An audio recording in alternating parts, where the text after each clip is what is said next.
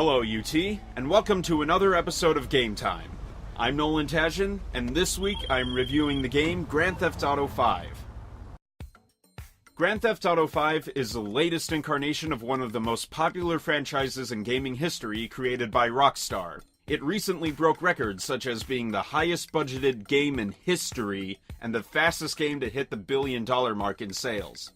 Personally, I have never owned any of the Grand Theft Auto games before, the closest thing I have to it being Red Dead Redemption, another game by Rockstar.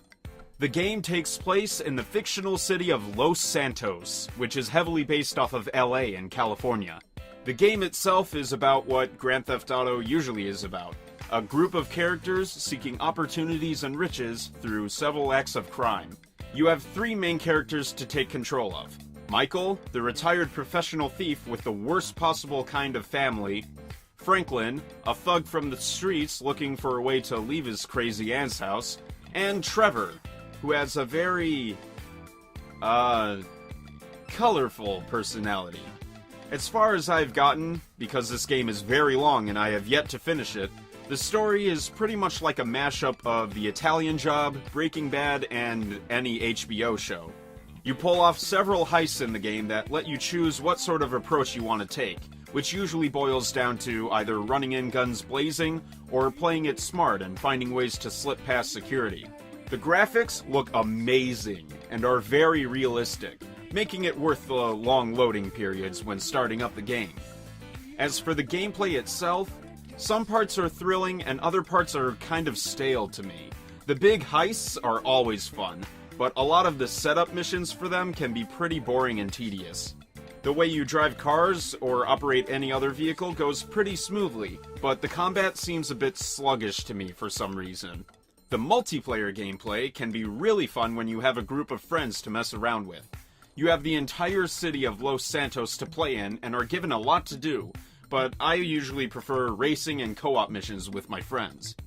You can use the money acquired from these games to improve your car, buy new equipment, or even buy an apartment or garage. I think the reason that GTA is so popular is the same reason that I ended up enjoying it. You have your own little world to do the things you probably shouldn't do in real life, like blatantly ignoring the rules of the road, making you and your friends crash in a plane race, or riding a bicycle to the pier and catapulting yourself into the ocean. In any game that has realistic physics, it's always fun for me to try and break them as much as possible, and in such a way that if it were to happen in real life, you would think something was wrong with your visual perception. What I didn't like about the game is that there are still a few technical problems that Rockstar is still in the middle of fixing. Another thing that my friends and I absolutely hate is how everything in multiplayer is crazy expensive and the co-op missions do not pay off well at all, forcing players to either grind for hours on end or give in to the bad side of Rockstar and use actual money to get the nicest stuff. Some parts are also pretty intense and graphic, more so than the previous games.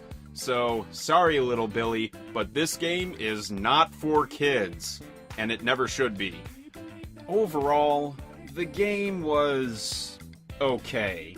There are still some bugs to fix here and there, and the single-player mode doesn't keep me entirely engaged. I'm not sure if it lived up to the hype it created for itself. But the multiplayer can be very enjoyable with friends, and the ridiculously massive environment gives players the freedom to go anywhere and do anything they want. And that is why I'm giving Grand Theft Auto V a 7 out of 10.